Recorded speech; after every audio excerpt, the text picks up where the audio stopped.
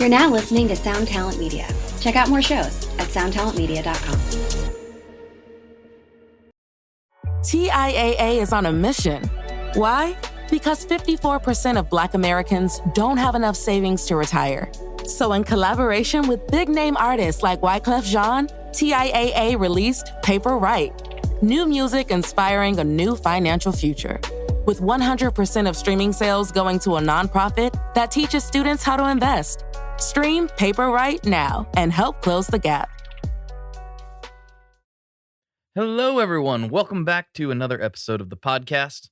Thank you so much for hanging out. As always, you know I appreciate you. I really, truly do. I want to dive right into this episode, but before I do, I have two small bits of housekeeping. One, in a few weeks, I will be headed out to Sweetwater for Gear Fest. They're doing it a little differently this year. They've invited around 20 guitar and music media people out to kind of have these one-on-one experiences with different brands and all that stuff. So there's a bunch of brands displaying, and there's just going to be a bunch of media people running around making content, and I will be one of those people. So please stay tuned to the Tone Mob channels on all channels, YouTube, Instagram, TikTok, the Facebook group, and that leads into the next thing. There is now a Discord. There is a Tone Mob Discord. There have been a lot of people asking about it. I put up a poll in the Facebook group and people said, absolutely make a Discord. So there is now a Tone Mob Discord, and I will be putting the link to that in the show notes. So if you want to join that Discord, you can. It's a lot of buffoonery. We're having a great time with it so far. It's pretty small, but it's proving to be a lot of fun. I finally understand why people love that platform so much. So if you would like to join that, you can do that by checking the link in the show notes. All right, that's it. I want to get right into this episode. It's a really good one. We talk about so many cool things. Let's dive right into this one with my dude, Rian. Here we go.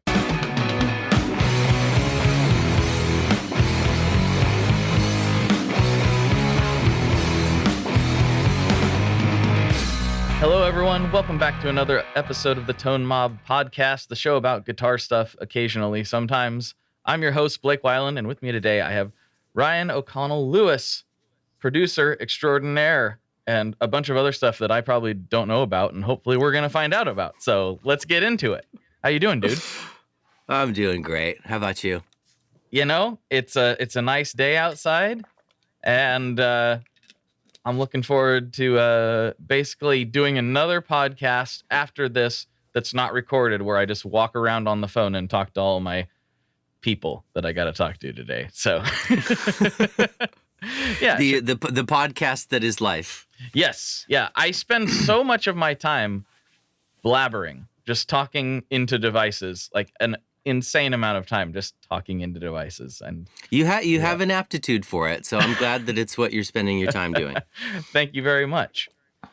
Well, let's dive into you, though. Let's talk about your thing. You know, you obviously you're a producer. You work with lots of different artists, and you've done a lot of cool things. But let's take us back to the early days. When did you start getting into music, and how did you end up in this weird position that you find yourself in? Oh my God. Okay, so if we go all the way back, I was begging my parents for a drum kit when I was 10, and they caved. My God. I mean, when I think that, like, as I tell this story, there's just going to be a mountain of support that shows up from those two. But yeah, they let me get this insanely loud drum kit and put it in the house and bang on it all the time. And when you are this thing that I of course was too young to know, but when you bother to get the drum kit and get it all set up and have that at your house, everybody else just kind of naturally comes to you. You know what I mean? Like, you're the one with the heaviest, biggest instrument. And so, like, as I was meeting people, I would say, like, I play drums. And I would meet people who were like, I think I might play guitar. I have one, you know, I make noises on it. Let's do this together. And so they would all bring their stuff at my house to my house, and they'd leave it there. So I first started picking up bass because 4 strings didn't intimidate me as much as 6, and then eventually it was guitar, and then eventually people left keyboards over there, and there was a piano in my house and everything, and so it just kind of all grew out of that drum kit, just starting to play any instrument that anybody would leave laying around, basically. I relate very much to the drum kit thing because drums were not my first instrument, nor am I any good at them. But there for a little while with my first band, I was like, they were like, "You're gonna play the drums," and I like bought the old Pearl drum kit from the guitar player, and put it in my tiny little bedroom. Like I lived in like a, I think it was like a 1,200 square foot house, so nothing too crazy. But I would literally have to like set them up and to play them, and then take them all down and slide them kind of under and behind my bed just to have room, God, And so every single time I was setting up and tearing down, and I just have this very, really vivid memory of me attempting to play like System of a Down songs without really even knowing how to keep a beat. And my mom's just in the kitchen and she's just like going about her day, and I'm in there not doing anything productive, but very loudly. And somehow she put up with it. I wouldn't let my kids do that. I don't understand how she gritted through that, but I'm glad she did. Oh my God. And like, the beginning months of a burgeoning violinist, like these are horrible sounds that you make when you're first learning an instrument. And it's kudos to all the parents out there who have been super chill about their kids making awful noises in there. I mean, I immediately started playing punk music. So like it's not just that they had to put up with the drum kit, but they like loud, shouty, bad music. Well, I mean, it was actually it was pretty great thinking back to it, but still. They put up with a lot. Yeah. It's it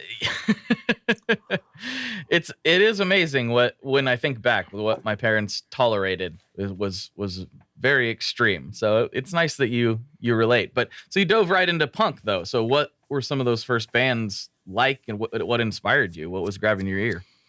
I guess but before I started playing with other people, I do remember that Green Day was very important to me on the drums. At first, I would play drums along to Green Day songs. I forget what age I must have been when Dookie came out, but I was pretty young, and I was like that perfect age. Maybe I was 12 or 13 when Dookie came out, and so that hit me like a ton of bricks. So I would play drums along to Dookie. I learned some of those songs on guitar. Rage Against the Machine, I basically taught myself how to play guitar by learning every lick. Eventually, once I could play solos, every note. But I learned that first Rage Against the Machine album top to bottom. Like I would just sit there in my room after school and just play it, like it was a set, Totally. And so like. Very much that sort of got me into, to riffing and stuff like that. And then Bad Religion, I learned every single. There was at one point, if you looked up at my wall in my room, it was just I would write down the tablature and like the chords for every Bad Religion song that I had the patience to do it. And so my wall was just covered with like all of these Bad Religion songs. I'd just look up at the wall and be like, okay, Suffer, let's go through that one. And like, oh my God. So yeah, it was just I couldn't stop playing skate punk, because it was the 90s, so it was like that, all that Epitaph, like that first Epitaph Punkorama compilation. It's green. That absolutely leveled me. I can say that that's one of those recordings that like completely changed my life. Yeah. So all my friends and I got a copy of that. I was wearing it thin. I was showing it to all of my friends, and we wanted to play in bands that sounded like Rancid and NoFX and stuff like that. So my God, we made an effort at it, and we were real bad.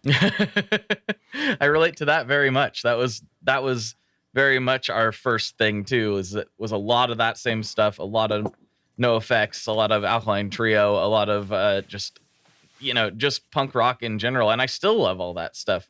Like that really hasn't changed at all. Like I just put on Out Come the Wolves the other day and was like, this record, geez, like it's so good. It's Minor so Threat, good. dude. Minor Threat came on. I was just sort of listening through a playlist that somebody made me a while ago, and Minor Threat came on, and I got goosebumps, man. Like so the stuff that was really good about what I grew up on, it has totally stayed with me. And some of it's fallen to the wayside. Like I had a straight edge hardcore, phase, and like there are great bands like Refused that I will never stop listening to. And then there are bands like Strife where I'm like, if any of your listeners have ever heard this really bad straight edge hardcore band called Strife, it was just totally derivative pablum, and I listened back to it with a little bit of embarrassment, like, oh my god, I went to their shows and like pointed, was pointing in the air and like singing along with all these terrible lyrics and like, anyway. But hey, you had fun, so I had a ton of fun. That scene was nothing but fun. That was great. I'm in the middle of this really great podcast that is way bigger than mine that I'm sure a lot of the listeners listen to, called No Dogs in Space, and I'm revisiting. I found myself like remembering, because they're in the middle of a Replacements series right now, and I forgot how good the Replacements are. I feel like an idiot because I was just like. Stuff I listened to years ago, and I'm like, yeah, they're really good. And then I'm going back now with kind of fresh ears and listening to it as they're talking about them. I'm like, this band is awesome. I have so much to go through now, like with their catalog and some of their contemporaries. I'm just like, wow, there's so much music out there. We're never going to get through it all. And I feel like that's a good thing. There's never ending discovery. And like every time, like one of my favorite feelings that I get watching the movie High Fidelity, I've never read the book that was based on, but one of the biggest feelings I get watching High Fidelity is just like, oh my God, you're just listening to this dialogue that's like record store clerks, just like trying to basically participating in one-upsmanship. Yep. trying to go more obscure into the crate, and like there is just so much music out there. It's insane. And the Replacements are one of those bands, kind of like Big Star, where when you start diving in, you hear the raw ingredients that made all of your other favorite bands. Yes. Sitting right there, like in the production and the guitar playing and the songwriting and everything. It's like you can hear you can hear how much the people that were making the music you grew up on were listening to them. It's crazy. Yeah. It's really, really bananas when you start dissecting things, and like, when you go back to bands like that and you hear like, wait, I thought that riff was a insert band here riff, but that's actually must be a Replacements riff. Like, because I heard like that happened before and they've cited them, it's a crazy thing. I'm trying to remember which band it was that's constantly cited as like, it might have been like one of the first Velvet Underground shows. I think it was one of the first Velvet Underground shows where they said, like, the quote is like, there was hardly anybody there, but everybody that was there went out and started bands after that. Right. Like, I'm like, I can totally feel that. Like, that's everything's kind of derivative in some ways, but that's how you get fresh stuff, right? Yeah. And there were just these really potent, I think the internet has lessened this to a degree. At least it's made it less about a physical location. But there were just these potent music scenes, like the Manchester scene that movie 24-Hour Party People, is documenting. Like, that was a very potent music scene. There was a point in the late 70s in New York and in a certain part of London and like Minneapolis, as it turns out. With like, aren't the Replacements and like, Husker Du and Prince and all of this just absolutely incredible music. The time, like, all of this insane music coming out of this very, very potent little music scene in the upper Midwest. It's pretty incredible. Yeah. And it's not something that unless you break it down like that, when you start listing off the artists that were all kind of happening around the same time, it's like you don't think of or the general public doesn't think of Minneapolis as having such a potent music scene, but it totally does. It has a extremely robust like art scene. I've not been there, but from what I understand and from my friends that live there, it's just as powerful as any of the quote unquote like major music hubs. It's a different. Great town, and it curiously has been this like very powerful engine for American musical culture in a crazy way. Like, yeah. It is. It's weird how life works out. So, where's Failure from? You interviewed Ken Andrews, right? Yes, I did. Failure is from, where are they from now? I can't remember for the life of me. Were they making those records in Los Angeles, or were they in the Midwest somewhere? I believe they were in LA when they were doing that. Oh, okay. Because like there is this very Midwestern, a guy that a dear friend of mine that I lived with in Portland for years and years and years. He's way into bands like Shiner, and I guess. Like he was always talking about, parts of the country like Kansas City as being like pretty potent hotbeds for a certain kind of music that he was into. But anyway, I'm babbling. I don't know enough about that. I don't know enough about anything. That's never stopped me from babbling, so don't worry about it. Okay, well, yeah, I'm in good company then. Yeah, exactly. So we kind of stopped at when you started playing in punk bands, but then yeah. How do you end up, becoming a producer for some pretty popular artists, I was always, I remember my friend Chad that I played in a punk band called Hassle with. That's a great name. He would always turn to me and be like, "Can you turn the knobs on my amp? Just sounds better after you've turned the knobs." And that was a little bit of a theme where like I just really loved dialing it in. I got really good at tuning drums.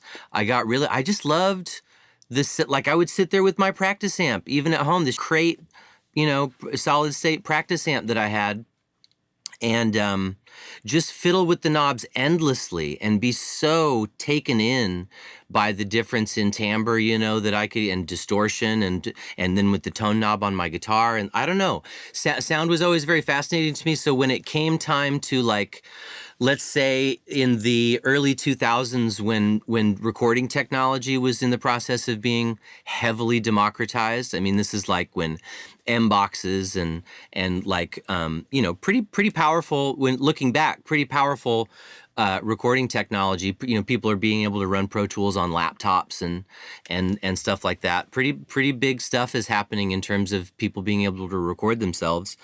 And during that period of time, I just naturally became demo guy. Like the bands that I was playing in, they transitioned from punk bands to straight edge hardcore bands to instrumental metal bands to emo indie rock or actually the emo band was happening. I started playing in an emo band that transitioned into being an indie rock band for 14 years. So that started when I was in high school, and then just played in that band all the way into like my late 20s. Mm-hmm. And so, yeah, there was just this kind of, gentle transition from like, I guess, angrier and more obscure music to it's getting sort of more mainstream as it goes along. I'm getting into like, I'm falling in love with Radiohead and Jeff Buckley by like my senior year of high school. And so anyway, yeah, that all just sort of naturally, the Radiohead obsession gets me even further down. Now I'm getting into like pedals, you know what I mean? And like pedals, any guitar player who is putting a pedal board together and having fun with those sounds and really taking their time with it and paying attention to it, that just taught you signal flow. You just learned how to use a patch bay as far as I'm concerned. Right. Definitely. Like guitar players have such a leg up when they go to start producing, because when you're chaining plugins together, in a DAW, that's exactly you're using the same parts of your brain that you would be using if you're deciding to put your boost before your overdrive or after, and where your modulation fits in, and if you're going to use an effects loop, or if you're going to be a snobby point to point dweeb like myself or whatever. Then it's just a serious leg up in understanding how pro audio gear all sort of fits together. So anyway, I transitioned very, very gradually. I was the drummer of this band that I was in forever, which was called Crosstide. He got a Roland VS 1680 at a certain point. This like big hulking all-in-one thing with a bunch of faders and a hard drive and a very rudimentary screen in it. And so I was off to the races, at least. Like I kind of hoarded that thing a little bit and just like learned the ins and outs, and was making these really good sounding demos for the band. And that just sort of all naturally transitioned into, then eventually that band breaks up and I'm working in retail, and I'm sort of like, I'm pretty sure I want to record people for a living. That's a lot of fun. Mm-hmm. So anyway, I just skipped over a lot of stuff, but that's basically, it's just being like a lifelong knob twiddler that takes me from like not recording to, oh my God, I love the recording studio. That's all I want to do. I similarly love the recording studio, and I think that is because I'm obviously obsessed with pedals, so I feel like that sort of, like you said, feeds into each other in some weird way. And I never wanted to go on tour. I don't really have a lot of interest in playing live, which I know sounds weird to a lot of people, because that's some people's like drug, is playing live. I love watching live music. That's one of my favorite things ever. But I never really wanted to be the person on stage in that capacity. But I love being in the studio. I've always loved being in the studio. It's great. And just the open, wide possibilities that come with that, that's just always been really appealing to me. Because I've said this on the podcast before, but when I heard my favorite band, I'm obsessed, Thrice, when they recorded Alchemy Index themselves, and they did a track where they literally buried a microphone in a box, and while they were singing outside of it, and I was like, oh, you can do whatever you want. Whatever you want. Yeah. Like, this is awesome. There are no rules to this. If it sounds like you want it to sound at the end of the day, that if you record it in a shoebox, or if you record it in the finest, acoustically tuned room in the world, as long as you got the result you're looking for, that's it. And I think that's what appeals to me so much about it.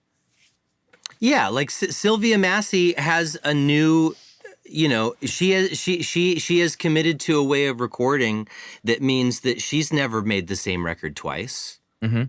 You know what I mean? Are you familiar with Sylvia? Not. No. She's the gal. Look up on YouTube, running a guitar through a pickle. Okay. She's this incredible producer. Her work. She did Undertow for Tool. Okay. I would have to look her up on AllMusic, but she is a prodigious rock producer. She's done records with the Melvins.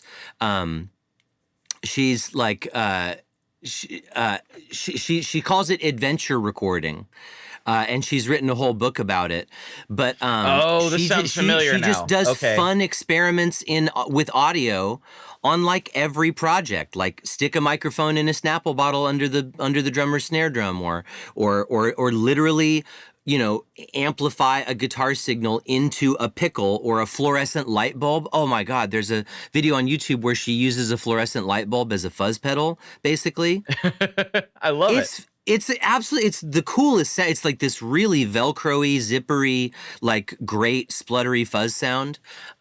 Anyway, like it's just this jaw-droppingly cool attitude towards recording that says like, why would you do this the same time? Like you're in the studio with new artists every time. And if you're in the studio with the same artists 2 years later, those are new artists, by the way. Like if you're really doing this the right way, you remake yourself, relatively often as a musician and a music listener and a musical human. So anyway, just a really, really cool attitude towards making records that makes it fun and new every single time. I love it. I'm all about that. It's like having, like, to me, and I know this isn't entirely true, but like it feels to me like almost even more limitless than, say, painting in a way. It's like, sure, you got like the full spectrum of color to choose from, and you can make anything you want on that canvas, but it's still what it is at the end of the day. Like you can't necessarily like run the canvas through a pickle, so to speak. Right. But, and it's still relatively two-dimensional. Yeah, it does feel like recording, especially right now, is just like completely limitless. Yeah, and the quality that you can get with, I mean, basically just a laptop, essentially is like kind of mind-boggling. My God. I am really starting to come around on the more digital aspects of recording. I mean, I've always used lots of digital pedals, so that's not that new, but I've always been Captain Tube Amp man, and I still am to a degree, but I just posted on Instagram a little bit before we started recording a clip where I'm running the Electronic Audio Experiments Model FET, which is like supposed to emulate a Sun Model T amplifier. Okay. Direct into my interface into a Randall cab IR I found for free on the internet. I'm like, I can't believe how good this sounds. This is ridiculous. Dude, for me, dude, first of all, same. I am, this podcast is coming at the perfect time because if you want to talk about guitars, it's coming at the perfect time because Absolutely. I totally checked when I first moved to LA in 2016. I was shocked at so I landed in like January 2016 and immediately started doing hip hop sessions. Mm-hmm. And I was shocked that because it's not just like hip hop, pop, and EDM records all sort of use the same workflow these days. Okay. And that doesn't involve any microphones. Like the only time we ever would use a microphone was to cut the vocal. And like literally everything else was either coming out of a digital can or it was a DI or, it was a MIDI controller, going through Omnisphere or Arturia or whatever. Mm-hmm. And I was just shocked at how, I went my first year and a half in LA without miking anything but a vocal up. At least on the projects that I was engineering for other producers. The stuff that I was producing, of course, was still like, kind of indie rock singer-songwriter kind of music. So that we were still using mics on that. But it kind of, I was very seduced by the speed and the immediacy of it. Like these session guitar players were coming in with just a great guitar. And like maybe if they had one cool pedal that did like a lot of cool, like a GFI Infinite Jets or a Timeline or something that can really do a lot of cool mangling to the sound of a guitar. But dudes just showing up like my friend Wes Singerman, absolutely brilliant session guitar. He's a producer. He is now a producer. I met him basically just as a session musician, and oh my God, he would crush just showing up to and then he would just have me pull up a Waves plugin that he knew all of his favorite presets, and he'd direct me to, okay, do this thing. It's like really wide and chorusy and has some reverb, and I was just like, oh my God, like you just plugged in your guitar 45 seconds ago and we're tracking. Like this is pretty cool. You know what I mean? Like just the sheer power. It's like the first time I saw somebody produce from an MPC, and I was just like, that's not fair. That's the fastest. That's the most powerful instrument I've ever seen anybody use in front of me. That's like, that shouldn't be allowed. It's cheating practically to be making music with an MPC. I just started to understand, like, okay, there's a lot of ways to skin this cat. And I also immediately was hearing production techniques that I knew that artists like Portishead and the No Twist and stuff like that were immediately, I'm like, oh, like there's a lot of music that I love that was put together this exact same way. I didn't know it because I didn't know anything about sampling when I was listening to those records. So that's a long way of saying that, the idea of like amp simulators and stuff, it started to appeal to me, like in the box mixing, it started to appeal to me for no other reason than like sheer convenience and speed, basically. And then just recently I found the Fuse Audio F59. Which is Fuse Audio. I think he's German, but it's a software developer who writes plugins for Brainworks and UAD and Plugin Alliance and a lot of really big. We a lot of us are already using his stuff without knowing it. Fuse is his own private, personal company, and there's some of my favorite plugins out there. I recommend everybody check them out. They're incredibly affordable, and he makes a model of a 59 Bassman called the F59. And it takes pedals like a real, like I can put a pedal in front of my DI and it like takes pedals in a way that reminds me of my Fender. I mean, I played a 68 Super Reverb for a lot of my time in the band that I play. I still have it. I haven't even run audio through it in 5 years, but I still have it. Did I just call it guitar audio? Man, weird stuff is happening to my brain. Anyway, same thing here where I just found an amp simulator where if I can turn my speakers up super loud in the studio, and you just could not convince me that there isn't a real amp on the other side of some glass. Like I can feel the amp in my right hand. Do you know what I mean? Yeah, I do. And can you tell me about, you kind of breezed over, what's the thing that you're using that's it's an amp simulator that is modeling a Sun Model T? Yeah, I got it right here, actually. And this is not like Earthquake or Acapulco Gold, right? This is like a different... Yeah, this is a different one. The Acapulco Gold is great, but I almost consider it more of a fuzz pedal in the way it works. Right, yeah. This is the Electronic Audio Experiments. I know the listeners can't see this, but I'll explain. It's the Electronic Audio Experiments Model FET. And I had, I think it was like the third or second prototype for a while that I bought from John from EAE. He's a great dude. Been on the podcast a few times. He's just really a brilliant guy. But yeah, it basically, you take the preamp section, I believe, hopefully I'm not speaking out of turn here, of the Sun Model T and replace it with FETs, and basically that's what this is. So it sounds like really close to a Model T, but you still need that like reactive load or a speaker to make it, really have that experience. And so I found this great free Randall cab sim IR, loaded it in my IR loader, plugged it in. I was like, that sounds really good. That's no tubes involved. But I've also been using a lot of the STL tones from their Tone Hub series. I'm a big fan of Will Putney and like all of his production that he's done, which is like a lot of heavy music. And he's got an amp pack on there that is just bonkers. Like it just, and anytime you see me doing something like super saturated on Instagram, it's probably, I'm probably using that. Yeah.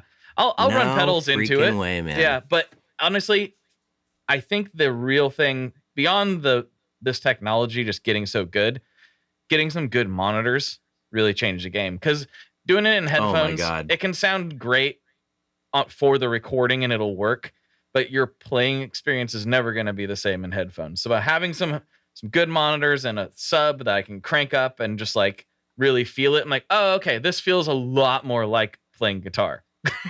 I was having this several years ago, but I was having a conversation with another guitar player turned producer, and we were talking specifically about there's a feeling when you have a massively loud. I used to play when I was playing metal, I had a 5150, and so had this half stack behind me, and then that eventually turned into a Mesa F50 combo, and then into the super reverb, and then eventually into a Blues Junior.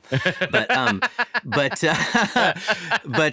actually no, I would just always like all those other amps that I mentioned. I always run them way too loud, and the Blues Junior was the only one that I could like absolutely crank, and the vocalist didn't want to murder me anymore.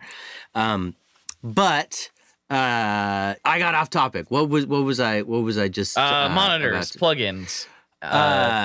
You were talking to another... But we were talking about specifically, the feeling of the air. Yes. Because like it's a speaker pushing air. Like that's what if you have fallen in love with the feeling of playing a loud guitar amp, being in the same room with a loud guitar amp, this is, you know, air has to move for that to be happening. And there's something about you're playing with your band and you have this wave of air that's hitting the back of your legs if you're standing in front of the amp.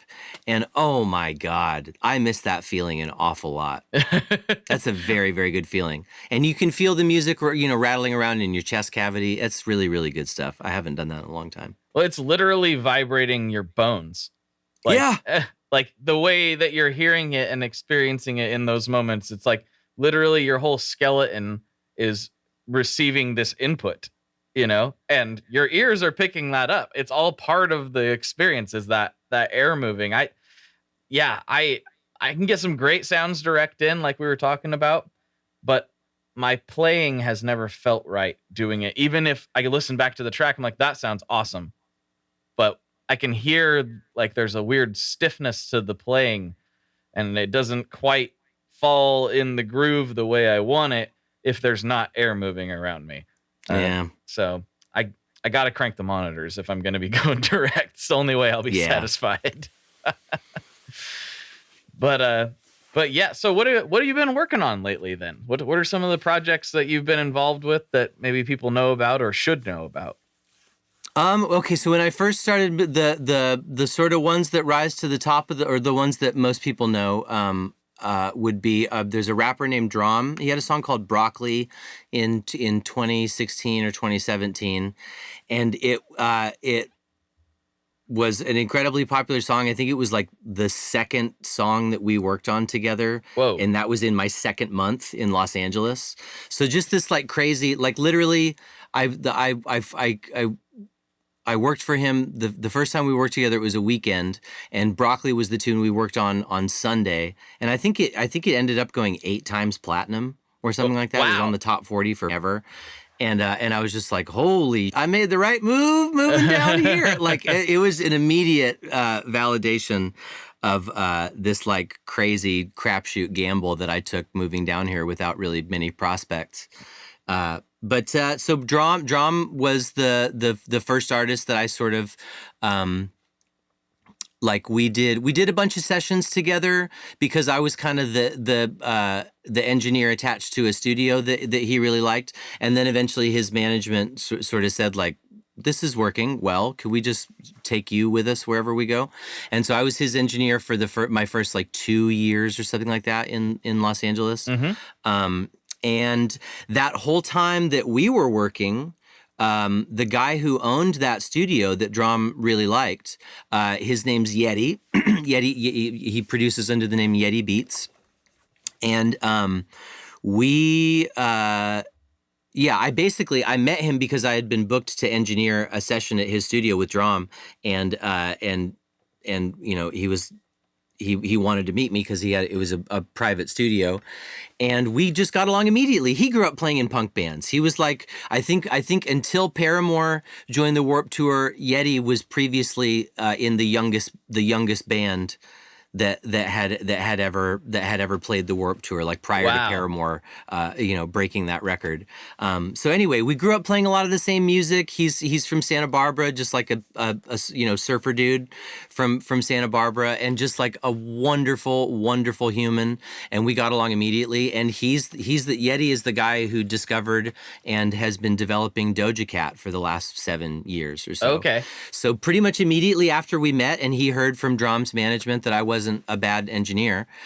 He was like, hey, so I have when you're not working with drum, I have my own project. Her name's Doja Cat, and it would be great if you could come over and engineer for me. So I started working for her. Like, if I started working for Drum in February of 2016, I was already doing sessions with Doja by like April or May, probably. Okay. And so obviously she has gone from somebody that nobody knows about to somebody that everybody knows about. And that has been a crazy thing to witness. And so those are all things that I've done as an audio engineer. And then more recently, I've been producing for a couple of bedroom pop artists, a handful of bedroom pop artists that I'm just like wild about. This Canadian gal named Aviv, and then a guy who's here in Los Angeles named Rian Woods, who's just absolutely incredible. I recommend you guys check out. We did a song together called Bad Texter that's really great. And Aviv, actually, she's 15 years old and is like, actually, dude, she's 15 years old. She lives in Toronto. She's one of the best songwriters that I know. And she just got invited. She and my friend Liam Kevaney, who's a great guitar player. He's the touring guitar player for Albert Hammond Jr.'s band. I just put Albert Hammond Jr. It's a little bit of a mouthful, actually. He's the touring guitar player for Albert Hammond Jr.'s band and a great producer, really, really stellar musician. And he and Aviv and I worked on this track together called You Feel Like Depression, and it has these really big guitars on it. And somehow that made its way to the band Imagine Dragons. And so now this 15-year-old girl who's never played a show before is going to be playing her first show ever in an arena opening for Imagine Dragons. I'm so excited I could just die. But anyway, I'm really, really excited about that project. I think anybody listening should check out Aviv, which is spelled A-V-I-V. Cool. That is crazy. Like, I don't even want to play at like the local like blues bar, like let alone like try to be on a stadium. Right? Like, I don't know. Like, that's a lot of pressure. That's crazy though. There's so much pressure. How do you? So this is a question that I think a lot of people want to know. How do people like that? I'm sure there's all kinds of different ways, but I mean, like with Doja or with Aviv, like, how do you find those people? Do they just show up one day in the studio and it's like, hey, look, I'm awesome? Or is it just like, a friend of a friend of a friend of a friend? Or how did this work? How did this happen? I mean, more often it's a relationship industry where it's a relationship industry whose most valuable commodity is trust. And so if you're a trustworthy person who's easy to work with and you're just meeting people all the time, some of them are heads, some of them are talented people who don't have any fire in their belly and it doesn't go anywhere, and some of them have like all of the boxes checked. You know what I mean? Like you're meeting and working with so many people, and then there are these ones that just go bing and like really stand out of the crowd. You know what I mean? And so whenever those show up, you just sort of you clear your schedule as much as you can, or just clear your mind and your creatives, and try to give that project or that artist that just is sort of burning with so much potential. You just find out how much energy and time you can give to them, and then it ends up turning into something, hopefully. Mm-hmm. Yeah, I think that's that meeting people is still to this day underrated. I actually made a video about this podcast because a lot of people and some podcasters that have shows of similar size even still do something else full time, and there's nothing wrong with that. Like, that's perfectly fine. But I've had a lot of questions of like, how are you able to make this work? And I'm like, really, it's because enough people care about it to like support the show, and there's some sponsors that also support the show. But ultimately, the most important thing is actually meeting new people by doing the podcast. Like, that's been the most important thing, is actually just meeting new people through the interviews. I met my business partner, Scott, who runs Stringjoy, through the podcast. He literally messaged me, "Hey, I want to come on your podcast." And I was like, "Cool." And we hit it off immediately. And, a year later, we were in business together. And that's been like one of the most important levers that I've pulled with being able to do this full time. And there's one that I can't talk about yet that is also going to be extremely important here in the next few months that everybody will see. It's just like podcasting is like, it's not as easy as living in a hub like New York, Nashville, or LA, but it is almost like a weird version of that. Cause I'm just like, I want to talk to that person that I have no business talking to. Oh, wait, I do have business talking to them because I want them on my show. So all of a sudden I have a reason to send somebody an email or, be emailed about somebody, in and then the thing that you're going to do with them for your show is have a long, in-depth conversation, which is a relationship building exercise. You know what I mean? So yeah, I mean, it strikes me that anybody in like, this is intrinsically a relationship building profession, which is of course going to do very well for you. Like 100%. And sometimes we leave the episode and it's like, that was a great interview and we never talk again. And that happens more often than not. But sometimes you hang up the phone call and you're like, did we just become best friends? Like, yep. That happens sometimes. And it's the underrated superpower of doing a podcast. Everybody kind of wants that, like, they see the obvious stuff and they see, the big podcasts of the world with their big sponsorships and things. And it's like, that happens. It can happen, especially if you really work at it. But really, it's about the people you meet progressively as you do it. And, I think people, now that it's a little more feasible to do so, you don't have to have a podcast to do that, but you should. If you're trying to make it in the music or any creative field, I think people need to put themselves out there and try to go meet people to the degree that it's possible. And I know some people are introverts and that's uncomfortable, but the reality is you never know who you're going to talk to who could totally change the game for you. It's very important. I'm glad you said that. It can be so random, who it so ends random. up being and how it ends up working. Oh my God. Okay. So check this out. So I, the thing that got me thinking about moving to Los Angeles was this one fateful phone call that I got from, there's an artist named Brad Mackison. He now just goes by Mackison, who, I started out playing pedal steel in his band when he was the more sort of like country tinged, rock and roll, like, Tom Petty kind of sounding artist. Mm-hmm. I think he was super young. He was like 19 when I first started playing for him. And then, playing in his band sort of naturally transitioned into being the person that then recorded him and produced for him. So eventually we found ourselves in the studio. Then, a couple recording projects later, we made a record in my basement in Portland in like 30 days, top to bottom, basically, that got him signed to Capitol Records. There was like an actual minor bidding war between a few major labels for this. It was a really crazy, eye-opening experience where it was like, oh my God, this can happen? What? And so he called me. I was on the road. I was touring, being kind of utility guy for this band on Warner Brothers. And I was in Salt Lake City and I got a call from this guy, Brad Mackison. And he was like, dude, I think, so there's a bunch of labels that have offered me a deal for that record that we made together. I think I'm going to end up signing with Capitol. And like, I've been spending the last 6 months or so in Los Angeles, while all this has been going down. And like, you really owe it to yourself to come check this place out. I know you have it in your head. I mean, God, Portlanders have such like a weird thing with we hate Los Angeles for some reason. I know at least for me, I do. And I don't know why. I don't really know. Man, at least for me, Los Angeles was where all my old bands used to have to drive. Like when we wanted to try to, get record deals or move up in the industry in some way, we would always have to like drive ourselves down to Los Angeles and play for a bunch of people who ended up telling us that they didn't like us very much. So I don't know. Well, it just always left a bad taste in my mouth.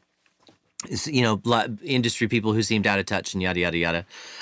So anyway, he was like, dude, the city's actually pretty great and you should come check it out. And another thing he said was, I think it's actually a more difficult slog to try to make music for a living from Portland, Oregon than it will be in LA. And I was like, I hadn't thought of it that way, but that's interesting.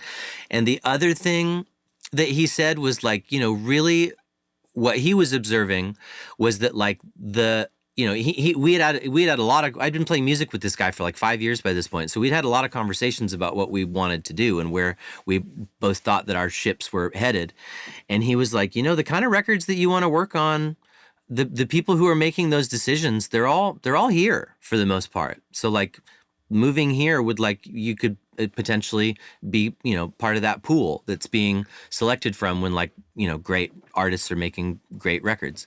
So anyway, I came down to Los Angeles with literally, I had Brad as a contact, this artist who had just signed to Capitol. And then there was this other guy, this really cool dude named Josh Dean, who is now working for Interscope Records. But at the time, he was the one person at Atlantic who really believed in this guy Brad and wanted to find Brad a home at Atlantic Records, but just couldn't find any support in the rest of the A&R department, and they couldn't really put a very good deal for him together and all this kind of stuff. But anyway, I had met this guy, Josh, and we had stayed in touch. And it was Josh that called me on a Friday night at like 10 p.m. in February of 2016 and was like, sorry, dude, I know it's late, but I had an engineer lined up for this new signing, this new hip hop signing to Atlantic named Drom. And the engineer just called out with food poisoning and I need somebody for the next 2 days. Is there any way? And I was like, dude, I just moved to Los Angeles and I need work so bad. You can call me at 5 o'clock in the morning if you need to. Like, yes, I'll do it. I'll be there an hour early. Thank you. And then, like I explained earlier, that turned into a 2-year-long engagement with him that involved like Grammy nominations and platinum.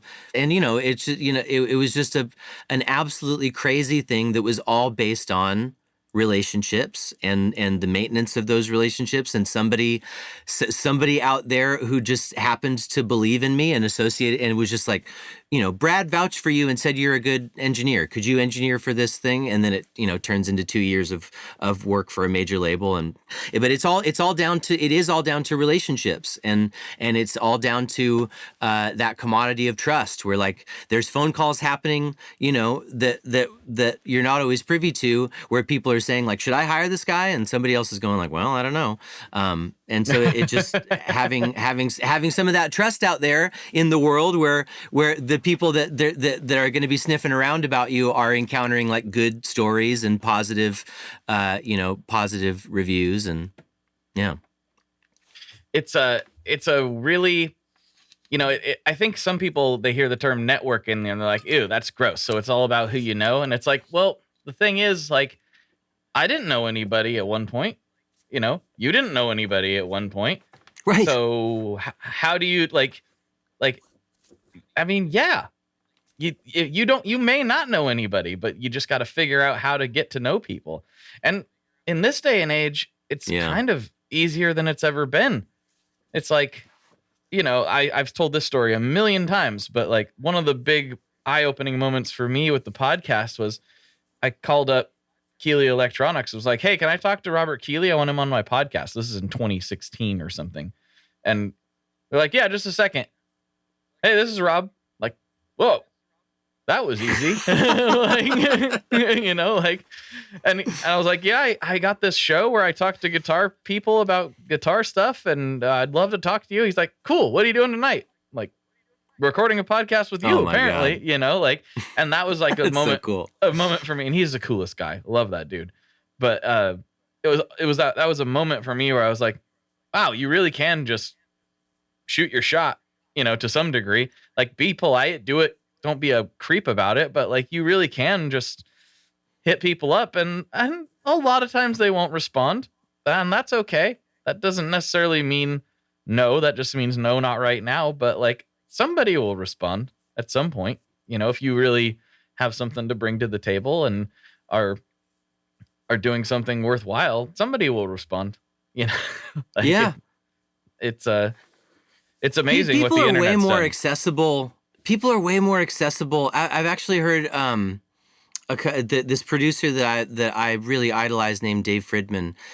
He said at the end of a tape-op interview, I'm pretty sure, he just said, like, man, just not only for me but for other producers like me, just reach out. You can do a Google search and find my manager's email address, and like, just reach out, tell us what kind of music you're making, what your budget is, and like, you'd be really surprised. I'm more accessible than you might think, and I have actually found that to be true of lots of people in lots of corners of the music industry, where like, if you just reach out with a good vibe, there's a real good chance that somebody will get back to you, Yeah, definitely. Especially, like I said, if you're bringing something to the table, it's on the flip side of the coin, especially on the string side of stuff, we get a lot of people that are like, hey, I used to play for, I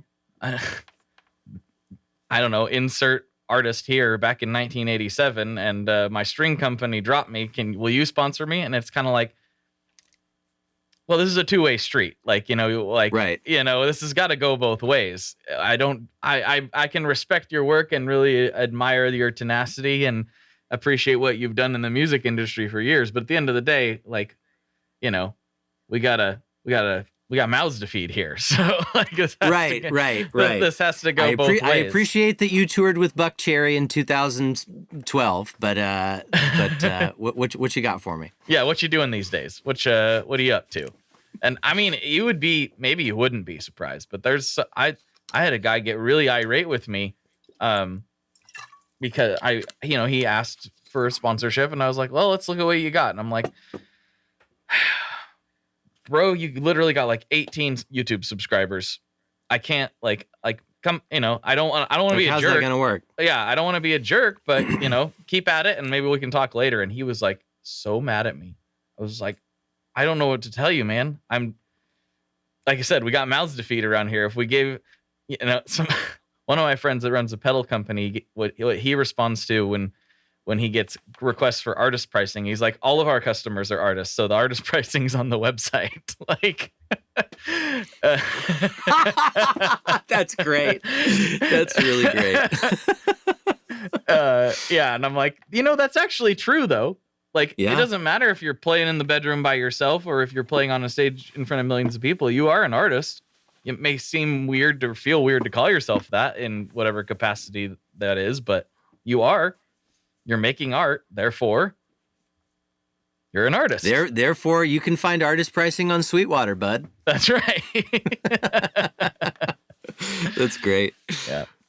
Oh man, look at the time. That just flew by, and I still got I know. I was just noticing. I was looking at Pro Tools, how long the file was. I was like, oh my god, look at that. Yeah, we're just going. Well, this has been awesome. And I do have, of course, the classic questions to get into. But before I do that, this is your chance to take the floor. You can, thank your aunt. You can plug anything you want to plug. You can shout out anybody you want to shout out. Like, this is your moment to shine. Oh, I just want to thank my manager James for he was instrumental in getting this whole thing coordinated, and has been such a cheerleader for me, and yeah, I love that dude. Yes, thanks, James. He hit me up multiple times, as I found out after the first time I noticed. I was like, oh, I got to respond to this guy. Sorry, James. Sorry for the delay on that. I get a lot of messages. I do apologize, but I'm glad we were able to do this because this is a lot of fun. So let's get into the best. Yeah. All right. So classic questions. Here we go. First one. What is your favorite Boss pedal? Oh God, you son of a bitch. What is my favorite Boss pedal? I have all my pedals next to me. DS1. Ah, nice pull. I love the DS1. That's a really great pedal. The DS1's underrated. I love the DS1. I have a black one that confuses everybody. It was like a Guitar Center limited edition where they inverted the colors. So it's not. I've seen those. They look super Halloween-y. Yeah. Yeah. I saw. Well, that's literally why I bought it. I was at Guitar Center and I was like, That looks awesome, and it's $30. That's mine now. That shall be mine. Yes, I shall come home with it. And turns out that's actually more limited than the I think they called it the 30th anniversary, which was like black with yellow. So I don't know. I haven't seen those. It doesn't really matter. It's a DS1 at the end of the day. It sounds like a DS1, but it's black. Right. Yeah.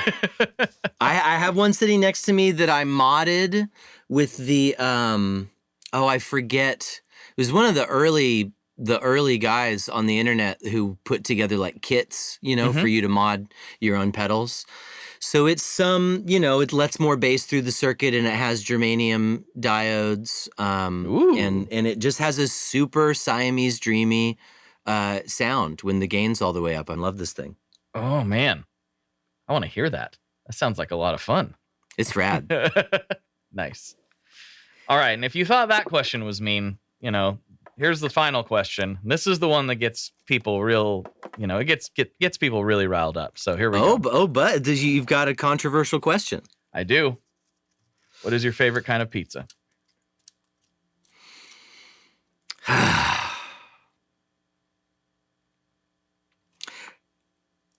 This is a snobby answer, and maybe Tucker Carlson's going to come for me as an elite. But I did a study abroad in Italy, and I have to say margarita to that question. Mm-hmm. Like, I got to have really good pizza margarita whenever I wanted it when I was there. And I miss that. It's still my favorite. When you get that right, and the tomatoes are just the right amount of sweet, and good cheese and fresh basil, that's a great thing. I have never been to Italy, but when I do, one of these days, I'm gonna get so fat. Dude, people aren't ready for how good the food is in that country, and I'm ready. The worst meal you can find under the worst train station sandwich that you can find in Italy is still pretty goddamn good. I'm ready. I'm a foodie. I go crazy over the food, and so yeah, I think my palate is primed for the Italian experience. But hey, I mean, Dude, get yourself over there. Yeah, you were a Portlander, though. We got some good stuff. So if you're telling me Italy's the best, I believe you. I do believe you. Oh man, and I'm not. I don't know that I would even say the best. I only spent 3 days in Singapore, but I think that's the best eating that I've ever done in my entire life. Singapore, but man, yeah, Portland. I was nervous to move away from Portland for a food reason, and I could not have landed in a better city than Los Angeles for that very thing. The food, yeah. The food here. Are you coming down for NAMM? I don't think I am, unfortunately. Oh, you son of a... I know. I got a thing at Sweetwater later in the month, and I'm like, I'm not trying to travel twice in 1 month. So. You got a thing at Sweetwater. Is that down here, or is that in the Midwest? That is in Indiana. In Indiana, that's what I thought. Mm-hmm. Yep. Okay, well, when you do eventually find yourself in Los Angeles, I will. Then yeah. Dude, hit me up. We'll go to Boyle Heights, Monterey Park. I'll blow your mind. I'm ready. I actually have been in Boyle Heights, and I've had some really, really amazing Mexican food in Boyle Heights. I still think about it. I still have dreams about it sometimes. Yeah, that's the kind of, I have meals down here that make me very emotional. I have ratatouille moments where I flash back to a childhood and I'm eating something that I never had as a kid. Anyway, there's just some foods that are universally comforting, and I'm slowly cataloging all of them, and so we'll get all sorts of good stuff. So this is a little bit of a... Dude, I'm a hella foodie as well. There's a little bit of a this Patreon episode is going to be awesome then. There's a little bit of a tangent, but I'm pretty good friends with Gina, who is over at Maris, and she has... Oh, cool. Yeah, she's been to Korea, and she's well versed, and I put up a stupid Instagram story where my family makes me eat my kimchi outside because it smells weird, and so I have to go outside and eat it. Aw. Yeah, I know, but I'm like, worth it. I mean, totally worth it. But aw. Yeah. So I'm just out there. I'm eating out here out of the cauldron of shame, just eating my kimchi. And Gina thought that was hilarious, and she's like, you know what? LA actually has better Korean food than Korea. I was like, what? Jesus, what? Yeah. I was like, are you serious? She's like, yeah, has better Korean food than Korea. It's like, well, it sounds like I got to spend some more time in LA then, because I love Korean food. Oh, so. I mean, Koreatown is. I can't believe I left that off my little short list just now when I was rattling stuff. It is. It is a goddamn wonderland, and it is another. It's a place. It's a little neighborhood where you can experience that thing I just said about Italy, where the worst meal that you can find is. Like, I have not had a bad meal. I have not had a lazy, sloppy, thrown together with less than great ingredients meal ever in Korea. Like, that just doesn't happen in that. Like, the food is good, and there's actually a dish. So it's the largest Korean diaspora in the world. It's the largest Korean population outside of Korea is Koreatown in Los Angeles, and there's a dish called cheese corn, which is like, it's like. Like this really fondant, goopy cheese and corn, like shuffled together on a flat top griddle so that it gets like a little bit charred on the bottom, and like it's unbelievably good. But it got popular in Koreatown and then made its way back to Korea. Oh, crazy! So like the Korean diaspora in the States came up with it, and it was so tasty and like so kind of felt so Korean to like a little bit exotic and a little bit very Korean to the people that were eating it, that it actually got popular back home, which I think is so cool. I hope I'm getting that story right. If please, as they say, correct me in the comments. Oh, don't worry, somebody will, I'm sure, even if they're wrong. I hope so. I would if I'm getting any of this wrong, I would rather know the true story. Absolutely. Well, hey man, this was a blast. Thank you so much for coming on, and we'll slide over to Patreon and probably talk about food and aliens and stuff. It'll be fun. That sounds great. This has been a ton of fun. Thanks for having me on, man. Absolutely. All right, everybody. For Ryan, this is Blake, and as always, folks, good luck and good tones. All right, folks, there you have it. I hope you enjoyed that episode as much as I did. I really, really enjoyed talking with Ryan. And on this week's Patreon exclusive and the bonus content on Apple, it's all the same stuff, we talk about something that I've never actually talked about with anyone before. And this is somebody, I've talked to a lot of vegans, and I understand that. I understand where they're at with that. But I've never talked to anyone who was a vegan before. This is a new one for me, and we dive right into how Ryan was a vegan and is now not. And that was a fascinating subject, honestly, because like I said, never spoken with anyone that has had that experience. So if you would like to hear that and a bunch of other stuff, you can go to patreon.com/tonemob, and for $5 a month, you can get extra bonus episodes and literally help keep the lights on around here. So thank you. Thank you very much for all those that can do that. And if you can't, no worries. Just keep tuning in. There's going to be a ton of content. I've got some bonus episodes I'm dropping that will be bonuses for everyone on the main feed. I'm really excited to get those out there and just keep making as much as I possibly can for y'all. So thank you very much. Please share this with a friend, rate and review, all that good stuff that all creators are always asking you to do. And don't forget about the GearFest content that will be coming in a few weeks.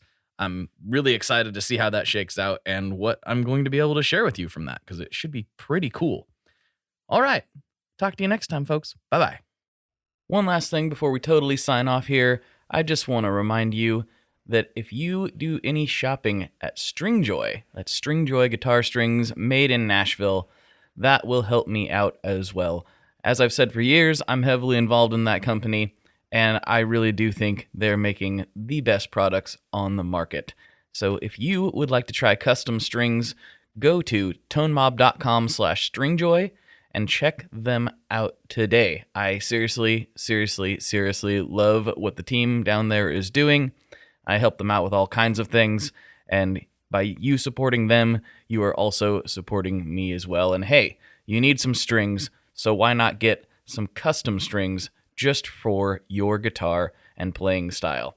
Again, the link for that is tonemob.com/stringjoy, and that will take you right to their website, and you can do all your shopping through there, and that will help everyone involved out. So thank you very much. Talk to you next time. We are brought to you by the wonderful folks at Gun Street Wiring Shop. Yes, Gun Street Wiring Shop. I've talked about them before. I used to say based out of Bend, Oregon, but guess what? Sean moved to my neck of the woods. Sean's in Portland. Sean is awesome and has helped me with a bunch of stuff lately. And if you have wiring needs for your guitar, he can help you too. If you want to get weird with it, he can get weird. If you just need to spruce things up a little bit, there's your guy. He takes all the guesswork out of doing your guitar wiring, and he makes it simple, and his customer service is top-notch, and I can't say enough good things about Gun Street as a company. I really respect Sean and what he's all about, and the product is top-notch. I've got 3 different guitars that now have Gun Street harnesses in them, and I could not be happier. So go to gunstreetwiringshop.com and check them out.